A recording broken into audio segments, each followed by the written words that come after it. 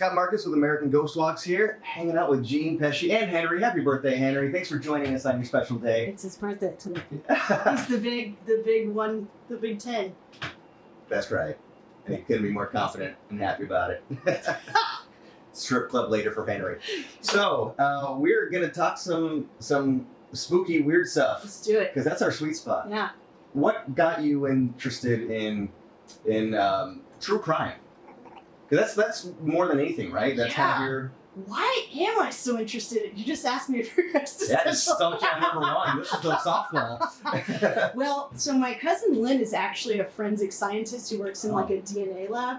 So we have a very macabre text chain that's like, that would be the envy of all if you're into true crime, because she's able to give me, she'll be like, you know, she'll send me these crazy text messages that are like, they solved the Golden State Killer case. Right. You know, like before it breaks, stuff like that. So anyway, oh gosh, did I just get her in trouble? A little bit. Hopefully not. We're not live, so there could be some edits in here. But gosh, why did I get into true crime? I guess Truman Capote's book In Cold Blood is like my favorite book of all time. That got me, I don't know, that kind of was my gateway, but I don't know. You asked me and it was stumped. Well, because it's a huge genre. Yeah. I think especially, I mean, it's always been a big genre, but I think things hit the next level once Serial happened. Yes. And people like really got into that case. Yeah. And then it ended and we wanted more. Yeah. You know, it's a really, I think there's an element of, like, I don't, it's not about the murder, it's about catching the perpetrator. There's this sort of like the mystery around catching the person, you know, involved, what missteps they make to get caught.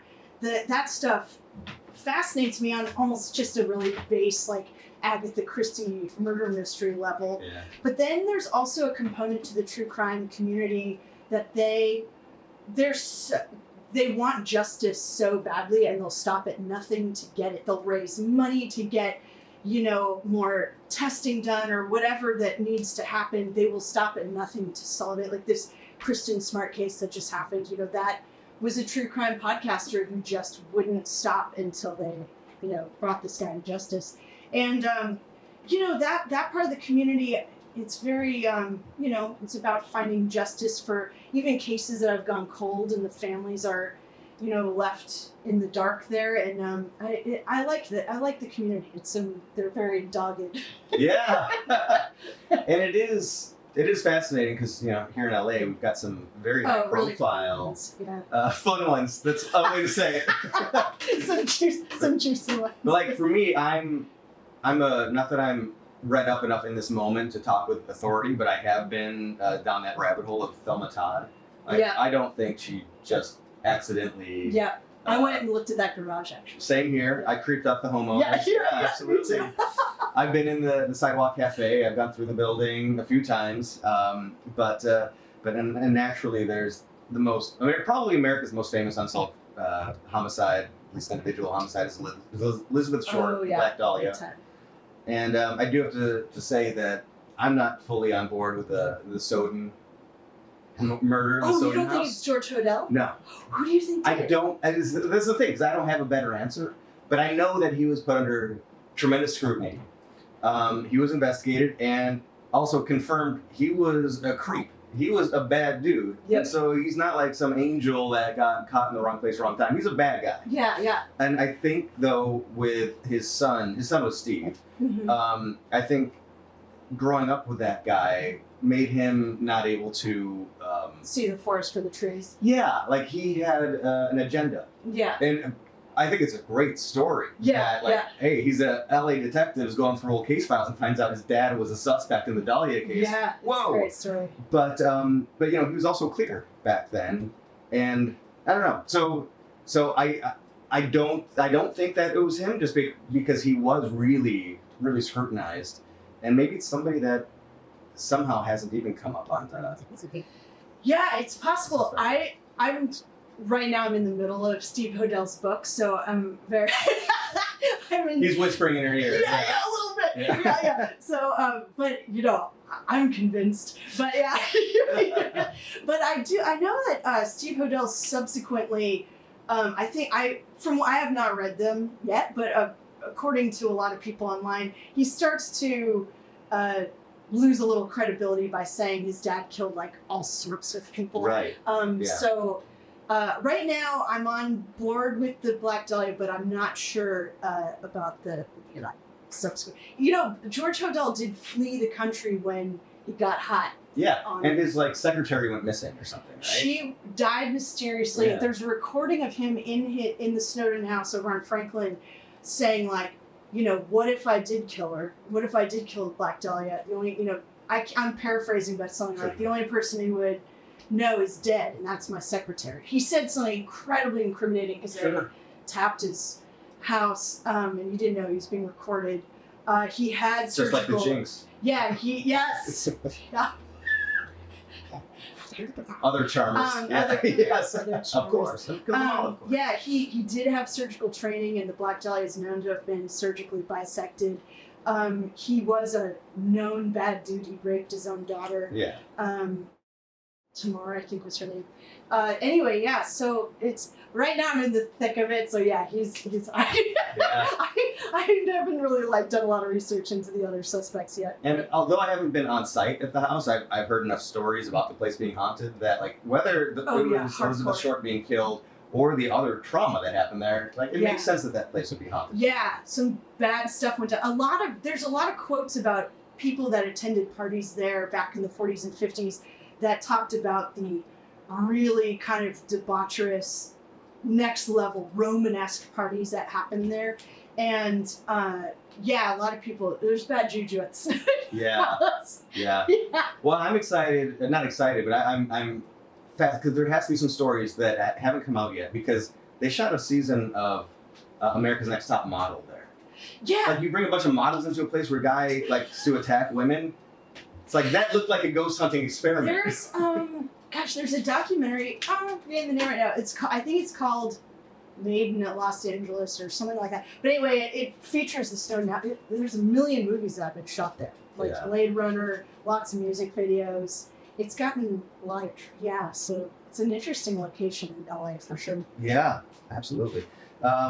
So let's see. So you've been in LA for 4-ish years now, but you're from California. Yeah, I am. I'm from San Francisco, but then I lived in New York for a million years, and I just got here. Yeah. So for a moment, let's go outside of LA. Yeah. Were there any regional ghost stories or even paranormal dares that you did as a kid, as a high schooler? Oh gosh, not really. San Francisco is it really colored my imagination growing up because it's, always encased in fog. There's something very spooky about it that, you feel like you're permanently in a film noir. And either you love that or you hate it. I have friends that grew up there that couldn't wait to get out and get to the sunshine. I have friends who absolutely love living in the weird, creepy fog. Yeah. But and in the fog is Alcatraz. Yes. One of the most haunted, famously haunted places. I know, far from the Winchester House, too. My dad said when he was a teenager, they used to break into the Spanish fort underneath the Golden Gate Bridge in the Presidio and sleep over. And he said the wind and the fog would seep through the cannonball holes and just, and whistle and make these crazy sounds. So, I wish you could still do that now.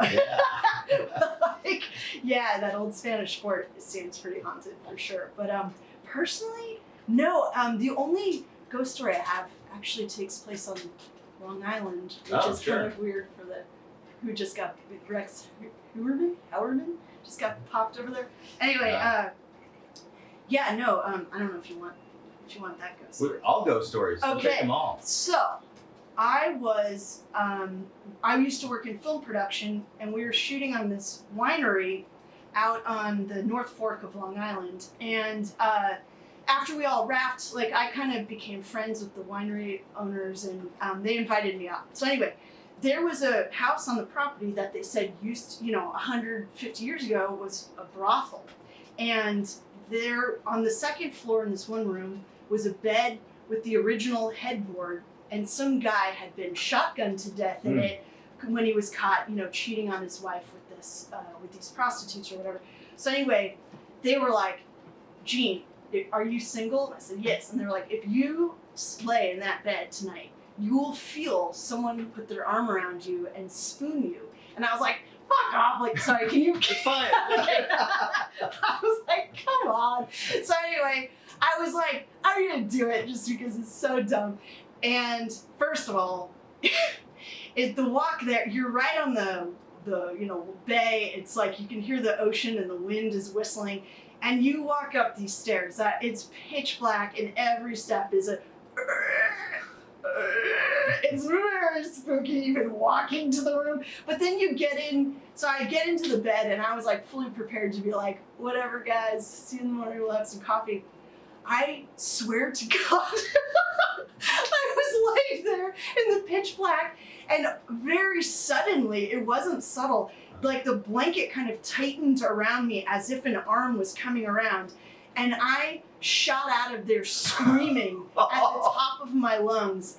And to this day, that is kind of the only paranormal experience I've had, but it was so visceral that it really made me, I don't know what that was. That was very weird. And when I went, and in the morning over coffee, they were like, so did you feel them? And I was like, yeah. Unmistakable. So yeah, that was like on a winery in the North Fork of Long Island. But that's kind of the only one I've like really personally had. Yeah. That's intense, though. Yeah, I mean, physical contact is not common. Yeah, you know, especially like that level of it, like a tap or something you hear sometimes. Yeah. No, it was like it was like a blanket because I was under the covers and it kind of tightened around me, like it was this sinking feeling almost. Yeah, it was really strange. Now you're in LA. What is the spookiest, creepiest place you've been to? Ooh. Whether it was like you set out because you wanted to see this place that you heard about, or you just found yourself in this place that, ooh, this is weird. This is a bad Oh my vibe. God, I love this question. Gosh. That's why you're going to be a great guy. I have to think about this. I've really tried to make it a point to go to all of the really famous true crime scenes. Like, the spookiest one, it's got to be the Cecil. That freaked me out. But like, Right. yeah, it's probably just like the heaviest, creepiest energy there. Yeah. But Well, let's talk about the Cecil a little bit. We can get back to the question. Sure. We can use that as our branching off point, because this when I started doing this tour about 10 years ago. Yeah. People were coming to me before I was doing the tour. People were coming to me because they knew I liked ghost stories, Right. and they were my independent film friends. To say, hey, have you ever heard about the Cecil? Like, maybe a little, but I don't really know much about it. Yeah. Why? It's like, well, we just shot an independent film there, and it just like, there was something oppressive there. Like, we could tell that there were more people in the room than we could see, and that we were being like sized up Yeah. or looked down on. We felt very uncomfortable, and I had multiple people in film coming to me saying this. So that's when I started to look into the Cecil Yeah. and found out, holy hell! And also, It's really this was before Elisa Lam went missing. Yeah. So this was just It was like Jack already. Unterweger, just the Night Stalker, just all the suicides, just the murder of And Jack, what's his name? Unterweger. Yeah. And so then I started to do the tour, and the Elisa Lam story was unfolding as we were doing the tour. So like new information was coming out week to week. Where I think our first tour was like the week before when they found her body in the tank. So bleak. it was so wild. It was already on the tour. It was already scheduled to be on the tour, and then like, wow, this whole another half of what we we're were like talking about. selling out tours left, right, and center. People are Well, and it was interesting talking about, the interest in the true crime, not being about the murders, but about the mystery and the solving. Yeah. We used to get out at the Cecil Hotel, and you couldn't really go in. At night? Not at night. Well, we may have, but we wouldn't really go in, but we would just be able to allow people to kind of like poke around, look into the lobby. Yeah. And the reason I stopped doing that wasn't just because it is a rough area, but I opened the door to the van, and one of the first people that got out was a guy wearing a Night Stalker t-shirt. Oh. That it looked like a concert t-shirt. Oh. And he was just like beaming, like, oh, I'm at Graceland. Or Oh my God. like, oh, this is not the right kind. I don't want to be promoting it like that. I want to share the history, not like celebrate a killer. So that was something that kind of made me want to stop. Yeah. Obviously, the Cecil's still on tour, but we don't get out there anymore. Yeah, right. Oh. That's a really oh my god, how could you possibly celebrate the Night Stalker? Like, Right. oh my god. Yeah, no, yeah. Spooky dude. Yeah. Did you see American Horror Story Hotel? I haven't. I know It's I need to. really, it's a lot of fun. It's basically, in the show is this fictional hotel called the Hotel Cortez, and it's an amalgamation of the Cecil, the Alexandria. There's like, they kind of fuse all of those ghost stories together into one, and it's a lot of fun. Yeah. So, coming out here and wanting to go see crime scenes, like what were a couple that were at the top of your list? So I made a like psychotically detailed true crime map on Google Maps, and I've just been adding to it over the years as I learn more things. But I hit all the really famous ones. I even went to like the OJ house. Sure. You obviously go to Cielo Drive. Yeah. I went and saw the phone pole that Tex Watson apparently climbed up. It's still there. I did the Biltmore. I did all those downtown like spooky places. I'm glad you went to the Biltmore because that's one of my favorite places. Just full stop. Oh yeah, it's so great. It's so great. It's so beautiful. So much history, so much film history. It's just it's such a cool place. I live down the street from the Formosa Cafe, and so I go there pretty regularly and just love the history, the sheer history, being in a space that so many of these Hollywood icons, like boozed it up at, and it's pretty fun. I love Hollywood history. And there's speaking of Hollywood history and crime, there's a lot of mafia history too, and I'm a nerd for that kind of stuff. Yeah, I actually went and saw Bugsy's grave at the Hollywood Forever Cemetery. It was kind of hard to find, actually. Yeah, I did. I tracked it down. Nice, because he's in his death house is out over in Brentwood. Yeah. So where he was assassinated is around the corner from the Johnny Stompanato, when Lana Turner's daughter stabbed him to death. It's like around the corner from there. It's kind of a quick 1-2 punch for true crime fans. And that was something that was fascinating to me. I mean, I love that era of Hollywood history meets mafia. Yeah. How they came together so much. So interesting. Yeah. They were, And I'm from northern Illinois, north of Chicago. And I was really getting to Mickey Cohen and Johnny Stompanato and all of that. I'm like, I gotta go visit Johnny Stompanado's grave. It's in Woodstock, Illinois, this tiny town. I actually didn't know that. Out in the boonies. It's right by where they filmed Groundhog Day. So if you picture that, that's where Johnny Stompanado's buried, a mile or two from there.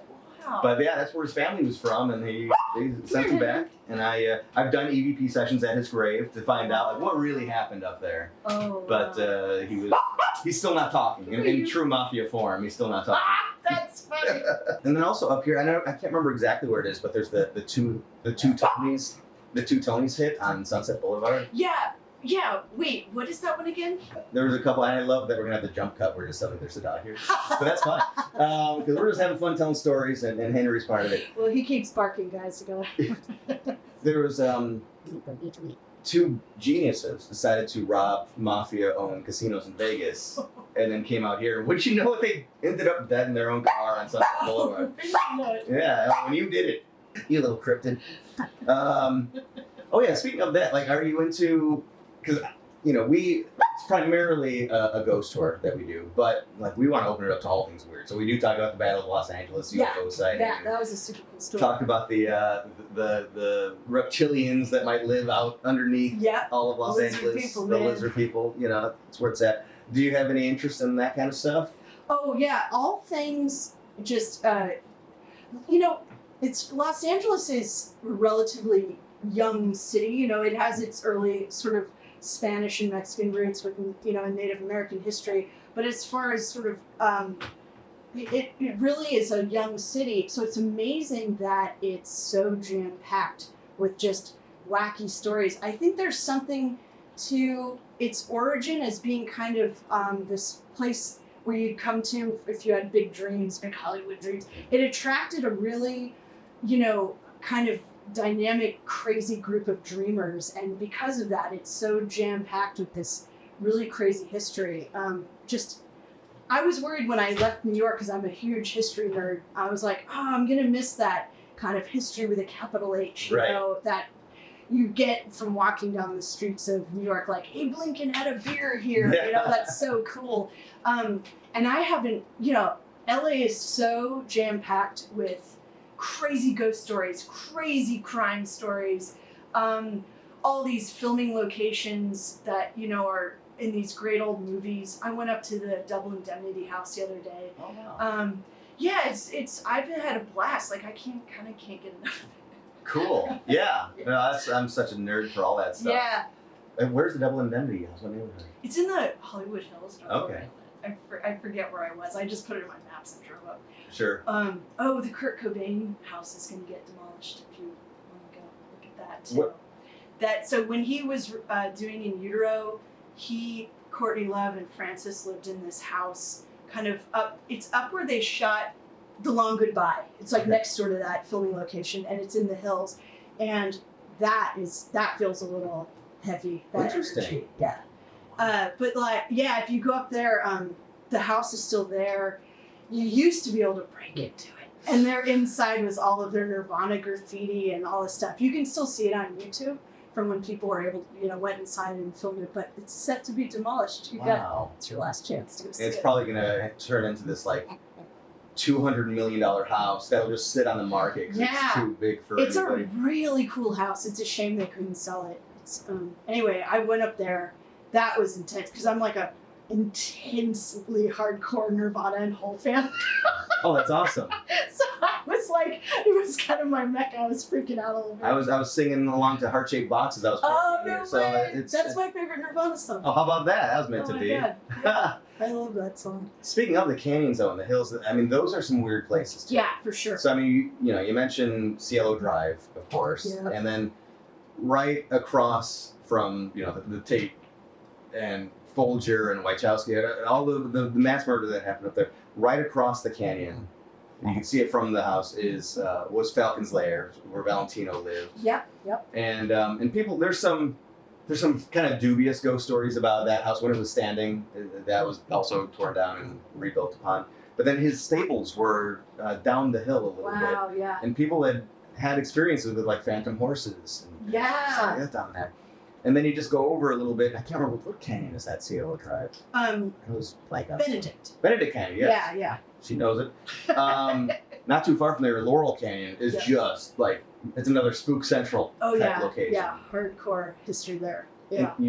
And my favorite story, well, first off, it's got a lot of Houdini links. Some of them are dubious, but some of them are legit for real. Like there's a filming location on the top of the lookout point where they were able to kind of cheat that they were flying a plane because you could, just frame it right. His widow, Bess, lived on the hill for sure. But my favorite weird thing, and there are other ghost stories associated with different houses along there, but at the base of the hill, so way back in the day, the wealthy from downtown Los Angeles, that was like an all-day journey to get over to Laurel Canyon, and there were resorts on that. Yeah. And so that would be like a getaway, a weekend getaway. Right. But at that time, they were having big issues with banditos, holding people up. And so that's bad business for the resorts. Yeah. So then the resorts hired security, hitmen, and they would head off the banditos, catch them, and hang them, and leave them hanging up there as a warning to other banditos. And meanwhile, people, and it was a kind of a trolley line that would go up the mountain. So the wealthy resort goers would have to go up this hill, passing hanging bodies. Oh my! That's like, I hadn't heard that. Wow, right? That's amazing. And so apparently, and you can still see like remnants of that. There were train lines from way back then that are still there. But the hanging tree isn't there anymore, but the stump is still there. So you can actually see exactly where all of this went down. I mean, that's, again, like you're talking about, that's a much deeper history than you're expecting to hear in LA. Yeah. Often. Yeah. Okay, we've busted out the maps. We have my psychotic Google map. All right. So I'll just rattle them off. Sure. Where the Black Dahlia's body was found. Number 1. John Marshall High School, where she was photographed. You can still go sit on that ledge. The John Sowden house. Oh, Elizabeth Short stayed at an apartment on Cherokee, which is still there. Yeah. So we talk about that as we go down Hollywood Boulevard on the tour, and I try not to chew the scenery too much on this one, but it's impossible for me to not mention that. So she lived. If you're going west down Hollywood Boulevard, she lived on the north side up Cherokee, and she would go to Bordner's on the south side. Yeah. But Cherokee Avenue is bisected and separated. Yeah. Much like how she was found. Whoa, I was a little slow on the draw there. No, it's okay. Like what are the weird coincidences as we're going through here that they don't quite line up anymore? Holy cow. Yeah. Oh my god. Obviously the Manson murders, both Sharon Tate and LaBianca. Yeah. The Nicole Brown Simpson murders. The site of William Desmond Taylor's murder is actually just like, it's really lame. They tore the house down, so it's just you can kind of go to the general area. That should be a movie. That story. Oh my god. It's probably inspired a lot of movies. I think. Sorry, I promise you this is worth the wait. Oh. There's the sort of primo book about it is Tinseltown. I heard someone had the rights to this. I really hope it gets made. This is an absolutely crazy story about the William Desmond Taylor murder. And then let's see here. There was something in LA called the Christmas Murder House, and it was untouched from. I just had to. I wasn't being rude. Oh, look at that! I'm listening to the audiobook currently, so it's really good. It is. It's really good. There was this place in LA called the Christmas Murder House, but I think it's since been. Are you talking about the Feliz murder house? It's on Glendower Place, and there was a murder there in 1959, and it sat untouched for decades with all the tinsel and Hollywood decorations. But I think it's since. That is my most devastatingly sad. And things. As we're talking about the Cobain house getting torn, things are just going away, and that was such a carrot dangling on a string for so long. Because that, like, as a paranormal investigator, it was a mass murder, suicide, and a horrific story. Yeah. And then, yes, the place was completely locked in time from 1959 until, like, last year. Time capsule. It was, and people could look in and see, like, a board game in progress on the table. And we don't know if it was haunted because nobody was in there for so long. And then, finally Ghost Adventures, of all people, get permission to go in. But the house had already been gutted by the time they went in there. So we never really got an answer. Yeah. God, yeah. No, it's sad. LA's like, it's not as bad as New York in terms of tearing their history down. Like, it's sad. Yeah. The Dorothy Stratton house.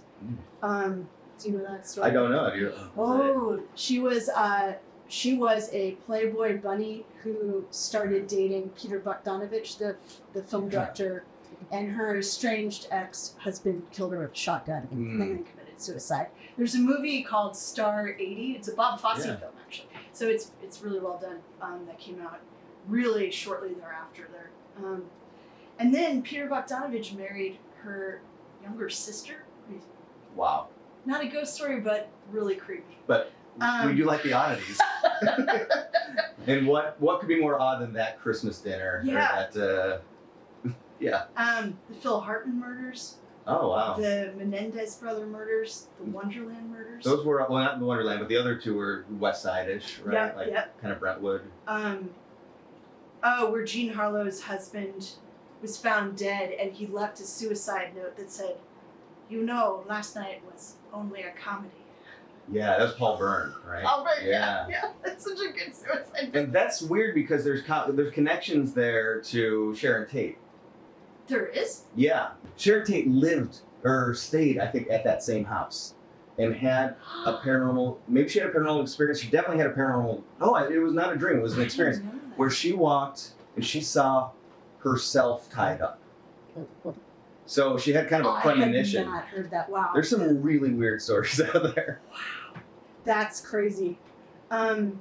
There's some just like sad ones, like where Janis Joplin died, where John Belushi died, where Truman Capote died. Speaking of In Cold Blood. Yeah. Let's see here. Thelma Todd. Who was the dating game killer again? Oh, that was Rodney Alcala. Yeah. So Rodney Alcala was actively a serial killer, and he won the dating game. in the 70s, late 70s. So there's some locations that he's involved with. The chicken coop killer, I don't even remember what that is. Anyway, I got a lot in here. It was the Colonel on some of this. And that's another thing I love about what we do.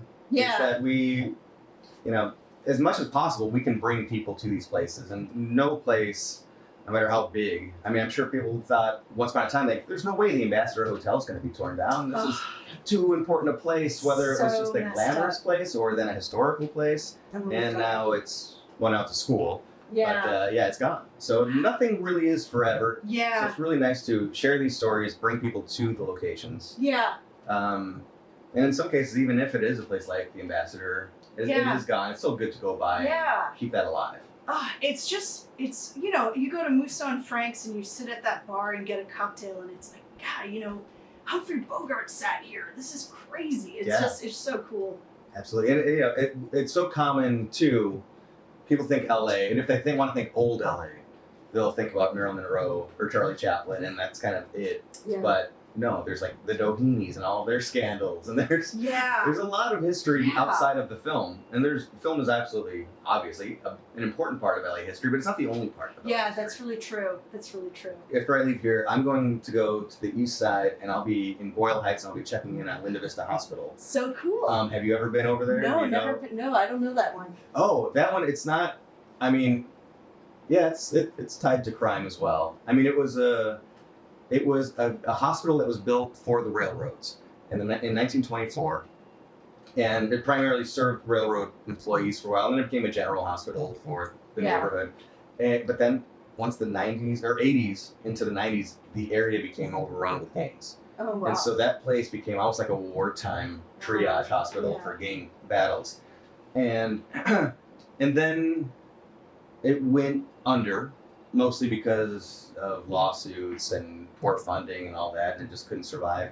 And then it became a filming location for a long time. A lot of stuff shot there, especially period pieces like the movie Pearl Harbor shot there. That's really cool. Spoiler, Buffy the Vampire Slayer, her mom died in that hospital. But a lot, for a 25 or so year old thing. But a lot shot there, so it's fun for that too. But as people were getting in there outside of the hospital time, people were discovering how haunted it was. Wow. Very, very actively haunted. And I, being a new person in LA, didn't know the LA history and stories yet, but I was working in film, and as you know, you get your call sheet the day before, and you show up at your call time to the address on there, and that's that. And one day I rolled up, and this is decaying, old, creepy, spooky hospital. Oh my gosh. And so I worked on a film there, but every chance I possibly could, I just snuck away from set and just explored. Just around, And I'm getting chills right now talking about this, thinking about this, going back there. I walked in, and so like I said, it's used for film a lot. So you could see that there were sets built in some bigger rooms, and it was hard to know like what's real or what's an old movie set that was just left behind. So I was trying to not let the physical environment taint me too much or bias me. But I went into this one room that looked like an operating surgery room. Yeah. And I felt so uncomfortable there. Wow. I felt absolutely sized up, and that there was somebody kind of like breathing down my neck. It was such an uncomfortable feeling. I'm like, am I feeling this way because this place looks like an old surgery room, which is spooky? Yeah, right. A lot of heavy shit's gone down. Try to push this down. Yeah. But, and not psych myself out.